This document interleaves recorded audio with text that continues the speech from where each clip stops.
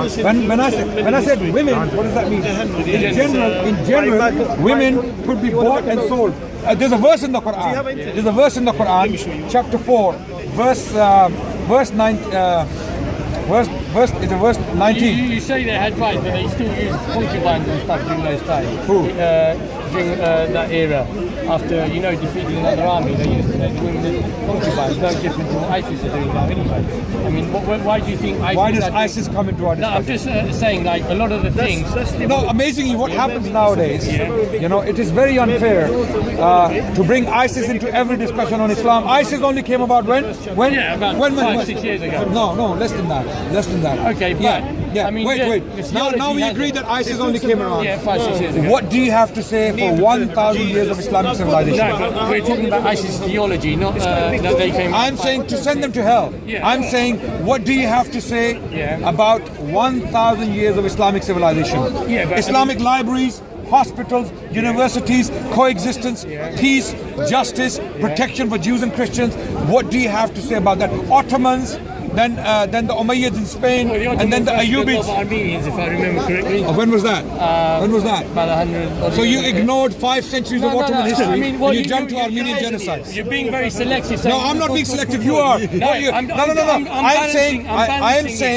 saying, look at Ottoman history from year 1299, from the time of Uthman I to 1924. And amazingly, have you studied the Armenian genocide? Have you studied it? No, but I suppose you've got something Who was to say. responsible for Armenian genocide? I suppose the Armenians. Then. No. Then who? No. That Turkish government. general. Turkish government. Yeah. And who were they? Young Turks. Yeah. Do you know who Young Turks were? Who were they? Do you know who they No, were? not Young Turks. Okay, this is your homework. Go and study and see who Young Turks were. Okay. Whether they were Enlighten me actually now anyway, they were enlighten me. actually Ottomans or not. Because when did the genocide take place? About 1920 or something. Okay. During the First World War. Yeah. Okay. And this was amazingly Bernard Lewis, who is considered to be an authority on Ottoman history. Bernard Lewis actually has come out, and he's Jewish, by the way, and he's very close to Israel. That says a lot, by the way. And he is of the opinion that the Turkish government, there is a distinction between Turkish government and Ottoman government. The Ottomans are already gone. Ottomans are gone. By the year 1900, Ottomans are finished. Okay, you don't have Ottomans there anymore. Okay, so because Ottomans had ample opportunities to massacre the population of lands they conquered.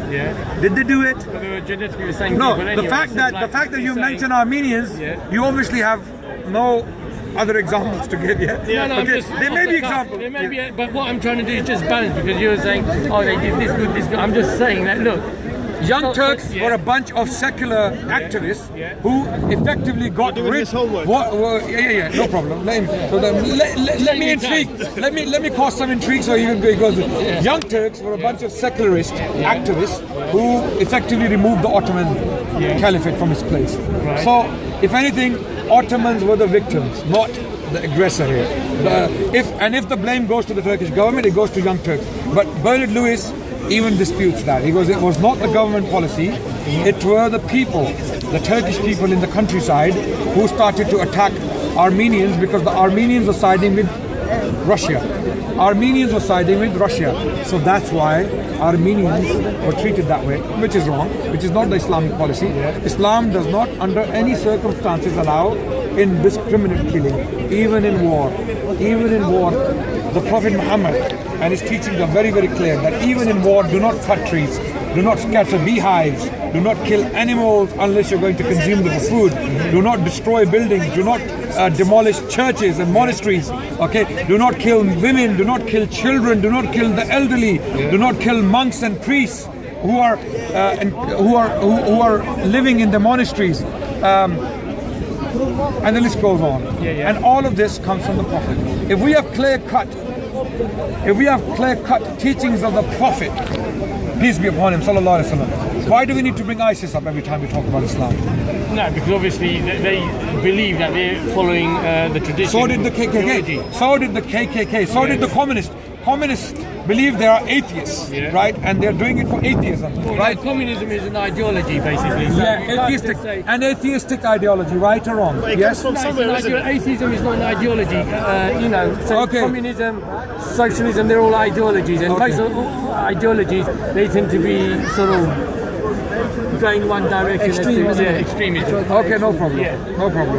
So atheism. Atheism is just a lack of belief. That's all. Okay. It's not an ideology. It's Okay. not like, oh yeah, we believe in this. We just say, okay, if there's enough proof, we'll turn to religion. So the point is, Yeah. Islam has a magnificent history. Yeah. Okay, we have How will so you say much. it's got like We based upon what? Based And upon- you are Mr. Based upon what? Based on what most of the Islamic achievements Okay. were Iranian, Persian. What do you believe? What is magnificent to you? What's magnificent? You tell me. You what it said is. I don't think Islam's history is magnificent. Yeah, tell me What do you think magnificent Tell me is? what's magnificent. You tell me what it is. Great economically, morally, ethically, politically, militarily. Islam was great. Yeah, but So again, do you disagree? But in terms of Charitably, if that's a word. Sorry? Charitably, if that's a word. Charitably, yes. the academics, right? Like what can you say? Like, people always talk about like. What do you know about Avicenna- Islamic People academia? always talk about like. What do you know Avicenna, about- Al-Biruni, all these guys, right? What do you know about Islamic academia? But a lot of these guys were like Persians. Okay, they already had the knowledge from before. No. And a lot of No. knowledge came from Who was Persian? Name them. All of who wasn't? They all were like Al-Biruni. Okay. Let's say they were. Rumi. Let's We always talk about Rumi, right? wait. Rumi was a Persian. Wait. No, Rumi was from Balkh. He was a Persian, yeah. Yes, He's okay, Iranian, yeah. okay. Wait. Rumi. Balkh is in Afghanistan. Yeah, exactly. It's Persia, right? Iran. Call it Persian, no problem. Most of the Muslim achievements were Persian, Iranian, okay, and Iran already had a big Yeah, alhamdulillah. civilization. They already had a big civilization. So Islamic Spain was all Persian. What was the achievement now? They put Do you know about the translations and the works written in Spain? They translated it exactly. They No, translated the it. What works you gotta written. remember here- Did you hear me? What was it? Wait. Did you hear me? Works written in Spain, original works written in Spain on science, philosophy, history, you name it. Every to poetry, every single let me just academic see field. here. What you've got to realise. Wait. He's just making a claim now. Yeah. So some people just like to, Yeah. they smirk, But- and they throw things at you and they think they made a point. But I want to show him. I want to show him why he's wrong. Dynasty like the Romans did, the Egyptians did. So it's just part Absolutely. and So parcel what of is so many. unique? What is so That unique about knowledge- Islam? That knowledge is No, already there. Yeah, that's a valid point. So- Okay, do you want to ask me that question? Go on then. What is so unique about Islam? Don't finish it Islam, in the words of Karen Armstrong. Yeah, one person. Yeah, opinion. Do Yeah. you want me to give more names? Well, I mean, again, doesn't How many do you need? There's a lot of How many do you need? people, 10, but- 20? yeah. I can give you names. Well, okay, carry on. I'm sure you can. Well, Let's- I just said one name, Okay. but I can give you 20. Okay, You can count them. I'll take your word for it. Come Okay. now. So you don't want 20 names? No, but let's continue. So, I'm just. so that's why I mentioned one person so Yeah. that you know that it's not Yeah. my opinion. Okay. There are people Yeah. who are not from the house of Islam Yeah. and they acknowledge the Yeah. positive achievements of Yeah. Islam. Islam effectively Let me brought- just. But then he'll come across and say, likewise, I can name as many as you do who counteract your argument. But carry on. bring the names. Yeah. Anyway, Bring I'm the just going names. to. What he's going to come across. Yeah, but no carry problem. on. Bring the name. Okay. He can bring the name. Do you have any names? Yeah, I'm one of them. Yeah. And who are you? You might be. I'm not going to give my name, but Why not? He's not famous. You're a professor. I'm not famous. You're a professor in history. Are you a professor in history? well, I could be. You Okay. no want me to leave But it? anyway, let's continue. Let's not go into some So antics and yeah. Ad hominems and no problem. But when you make a point Yeah. and it's not based in Yeah. evidence or sources, Yeah. then it's just like camel's fart. Right. I'm sorry, yeah. This is neither on, as they say in our language, Punjab. You know, are you from? No, carry on. I'm from Pakistan. You know, my half of my family's from Punjab. Okay. They have a saying, yeah. When camel farts, Yeah. it's neither it's neither in the sky nor on the earth. Okay. Because it's in the middle. Okay. So when you make a claim like camel farts, Yeah. it's just a camel's fart, Okay. right? So unless you bring evidence, sources, right? So my point is, Islamic civilization Yeah. wasn't only Persian. You're wrong. Not all of it, but the great even part- let's say 99% of them Persian. Let's say who are they? Muslims or non-Muslims? Who are they? How is it? So if there was something special about Persians, why were the Sassanids? Why were the Sassanids? Why were the Sassanids not able to produce people like Ibn Sina, people like Al-Farabi, people like Ibn Nafis, people like Rumi? Why were the Sassanids not able to do so? Why did they have to be Muslims and then suddenly wake up and lo and behold you see Persians coming out with poetry, science, literature, Persian religion, poetry theology? predates Islam. The Persian literature predates Islam. It's not, it's not. Where is it? Where is it? there. Where is, okay, such as... Shahnameh, have you not read the Shahnameh? Is it pre-Islamic? Yeah, Shahnameh is pre-Islamic, right? Okay, when was it written? Shahnameh, when was it written? It was written, it was compiled by Ferdowsi. but When? about 1,000 years ago, but When? the story predates it. Okay, wait. The story is So you know when it was written, right? Yeah, 1,000 years ago, yeah. Written where? Khorasan. Where? I don't know, I can't remember where. I don't know where you were. In the Ghaznavid court. Yeah, of course. In the court of Sultan Mahmud Ghaznavi. Who asked Ferdowsi to write Shahnameh? He wrote it himself. He wasn't asked to write it. No. No. Do you know the history? Yeah, I do know. Do you know what happened? Yes, I know what happened. Okay, what happened? He wrote the. But you didn't know you didn't know where it was written. So how do you know? He wrote the Shahnameh because he wanted to compile Persian history because the Arabs and the Arab culture. And It is not history. Shahnameh is not history. It's legendary history. It is fiction. It's legendary history. Okay. It is not history. Hello? Yeah, but legendary means... legend is not legend, history. No, but it's the history. It's an oxymoron. When you say legendary history, it's an oxymoron. It's the knowledge that was passed down. Okay, so it's not history. It's either Yeah, but legend then or history. Zeus, you can't say was history because that was legend. No, that's mythology. That's Listen, right? it's either legend or history. Are you telling me that the Qayyanian dynasty did not exist? I'm asking, it's either legend or history. Which one is it? It's history anyway, that was look, passed down. Have you read Ferdowsi? Yes, I've read the Shahnameh. All of it? Yes.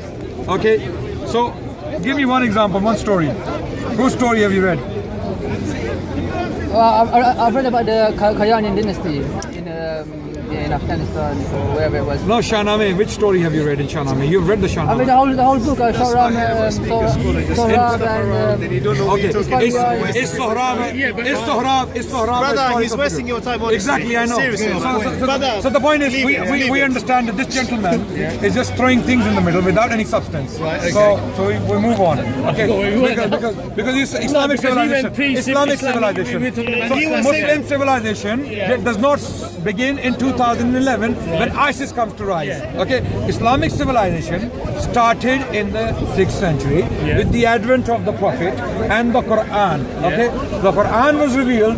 It did something to the Arabs, and they came out and they created the Islamic civilization. Yeah, but how with it all happened? due respect to the Arabs, I mean, the way I look at it, I mean, they believe in all sort of different demigods. No. So for them We're to talking about study- Muslim Arabs when they became Muslims. Yeah, but how they became Muslims, say for example, I mean, for them, okay, someone's coming to the store, okay, instead of that God, we'll just believe in this God, no big deal. I mean, I think it was as simple as that because they actually explained why they believe in this God. Yeah. Okay.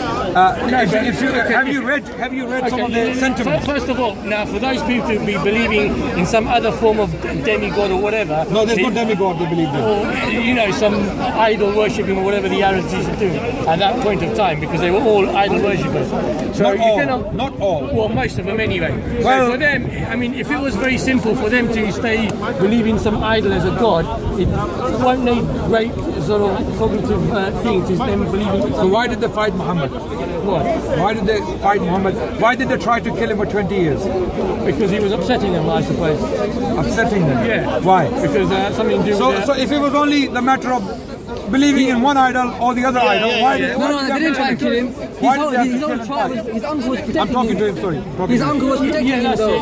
And his I'm tribe talking to him. protected him. I'm sorry. It was something We're having to a do- discussion now. It was something to do with trade and everything, because if everyone didn't come to Mecca, if they got rid of the idols, they would have trade or something. No, that's a theory. That's a theory.